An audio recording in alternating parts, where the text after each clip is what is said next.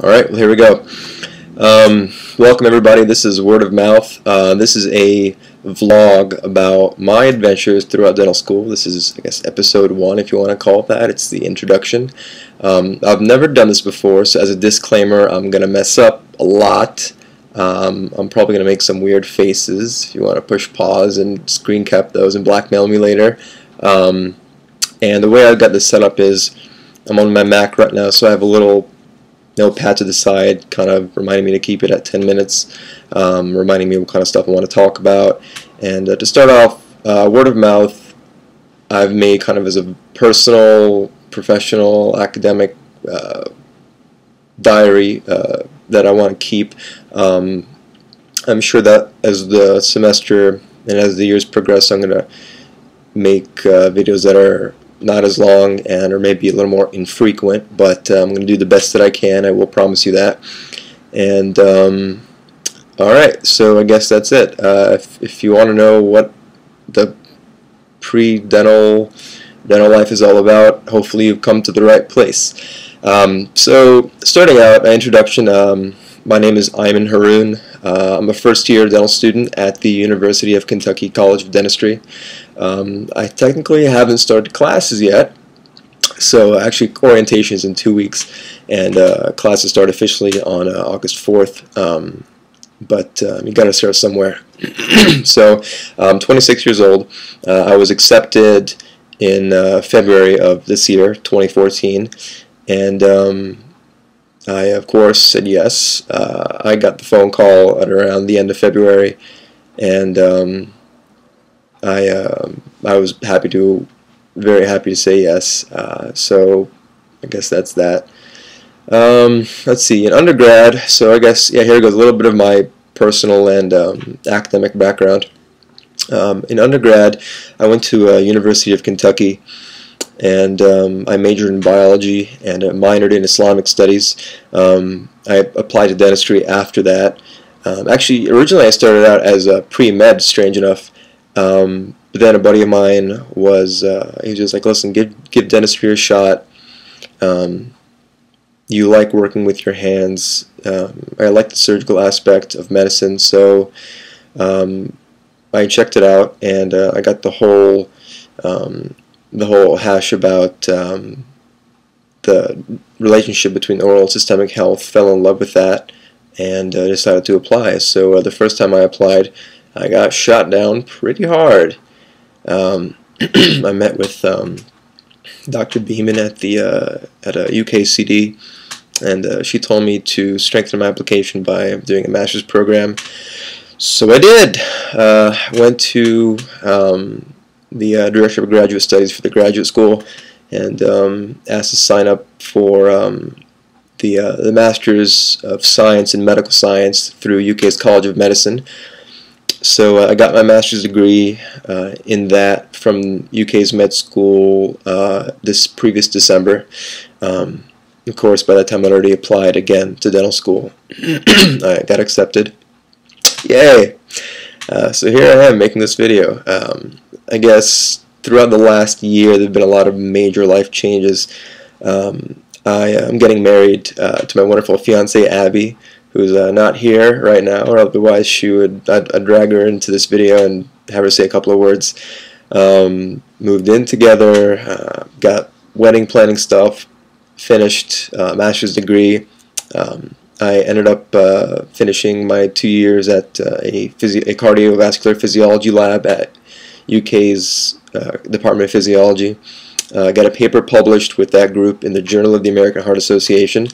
So it's been pretty crazy. Absolutely nuts. It's been really exciting, and I'm ready to move on from the lab scene though, and I'm ready to start doing more clinical things and dental lab things. So I guess the admissions process for me is what I want to talk about next. As I said before, I guess I have a little bit of a non-traditional background. I didn't go to dental school straight out of undergrad. I went to grad school because my undergrad was pretty atrocious. I mean, it was an absolute wreck, academically speaking. And I needed something to kind of give the admissions committee of the dental school reason to trust my application, reason to even look it over. So I busted my butt pretty hard, starting in the later part of undergrad, all throughout grad school. Didn't mess around, and I ended up doing pretty well. Took the DAT twice, did well. Submitted my application, and early, I might add, which is incredibly important since many, if not all, dental schools accept folks on a rolling admission, so first come, first serve. And that was that. The interviews went well. First time around, the interview did not go so well. I have a problem of being too formal when I'm in an intense situation. So because of that, I wasn't myself, and they saw right through that. So they recommended, just relax. We just want to get to know you during the interview process, and I might add that's for non-academic and academic interview, both of which did not go so well first time around. Second time around, Abby had a huge part in kind of like helping me relax. It's letting them know who I am as an applicant, who I am as a human being. And it went well. It went really, really well.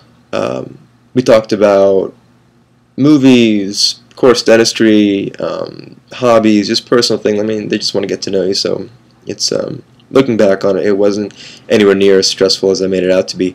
So folks interviewing this cycle in AdSAS, be yourself.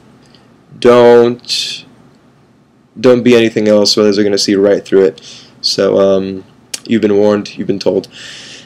Let's see here, what else did I do? So I guess during my quest to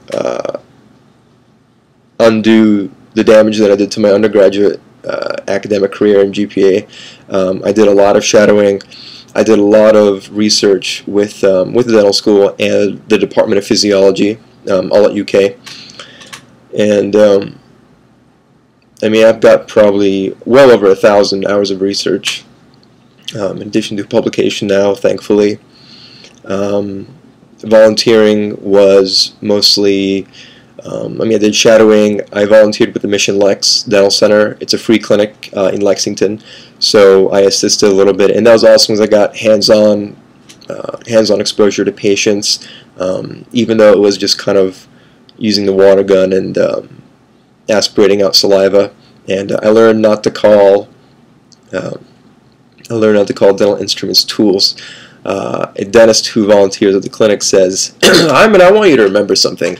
Farmers use tools and dentists use instruments. So word to the wise, if you go volunteering, don't call them tools. They are instruments. They are hand pieces. So disclaimer there. Let's see here. What else can I talk about? I guess advice for pre-dents at this point. The most important piece of advice I can give you is don't let anyone tell you it's too hard or it's impossible. I mean, I came from an incredibly, bad place academically. If you want to call it pulling yourself up by your bootstraps or what have you, I hustled. I just gave it my all. I mean, live and breathe it. That's the best thing I can advise for you to do. Winston Churchill actually said, what was it? It was something like, sometimes our best is not enough. We have to do whatever it takes. So my advice is to do whatever it takes. Get to know your professors, get those letters of recommendation, volunteer, genuinely, of course. And lastly, don't do it just because med school is too hard to get into. I mean, that might have been, a couple of years ago, that argument might have been valid that, well, dental school is easier to get into than medical school, but now times are changing, and it is just as difficult as it should be. I mean, both are incredibly competitive, so treat them as such, and do whatever it takes to get in. What else can I say? I mean, I'm 26 and I was accepted just now, so I'll be 30 by the time I'm out of dental school. So you're never too old. The time's gonna pass anyway, and do everything you can. Just be frank and real with yourself. So I guess that's it for that. Thoughts in the future. Well, school's starting out in 2 weeks. Technically, orientation is starting out in 2 weeks, and I met a couple of the guys and gals in my class. They're really awesome. Really fun to be around. I'm really looking forward to an awesome group, an awesome faculty, fantastic committee. I mean, it's really, UK's College of Dentistry is very much a family, I guess you can call it. Even in the last 2 weeks, even throughout the admissions process, you're not just treated as a number, which is fantastic. And I'm really looking forward to starting. The best piece of advice I've been told over and over again in this time before school starts is to relax as much as possible. The next 4 years of your life are going to be pretty intense. So I've been playing a little bit of Wii, playing some Metroid Other M. Just beat Super Mario Wii with all the star coins, I might add, with Abby. So it's a huge life accomplishment. The other thing I wanted to get to was books. So I bought books. I have them right next to me. These are just some of the list.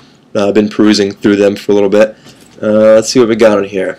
So number 1, we have Dental Anatomy, 10th edition, a self-instructional program. Pretty cool. It's a pretty thick book. It goes into a lot of detail about tooth structure, everything you could possibly imagine about teeth. I was really surprised at how much knowledge there was, how much information there was. And it's just a good self-instruction book. So a lot of quizzes and stuff like that. The other book is Management of Temporomandibular Disorders and Occlusion, 7th edition. This is by Dr. Oakson, who is a alumnus at from University of Kentucky College of Dentistry. And I mean, this book's really awesome. It's got a bunch of radiographs, full color photos, really good stuff. Second to last one is the Art and Science of Operative Dentistry. Yes, it is an art. Yes, it is a science. And this one goes through, detailed diagrams of detailed color diagrams, I might add. How to perform procedures, class restorations, yada yada yada. And last one I have to show you all is this behemoth, Stedman's Medical Dictionary. I think it's on their 26th edition with illustrations in color. And so a lot of definitions. A lot of definitions. So anyway, that's that. I guess that's all I have for now. Thanks for watching. Please feel free to comment in the comment box on YouTube. Let me know what you want to see more of. Let me know what I didn't do very well on. If you'd like some ambient music or not. If I'm rambling too much, the video is too long, please let me know. Let me know if I need to talk slower. Otherwise, that's about it. So thanks for listening and watching, and I'll see you in the next video.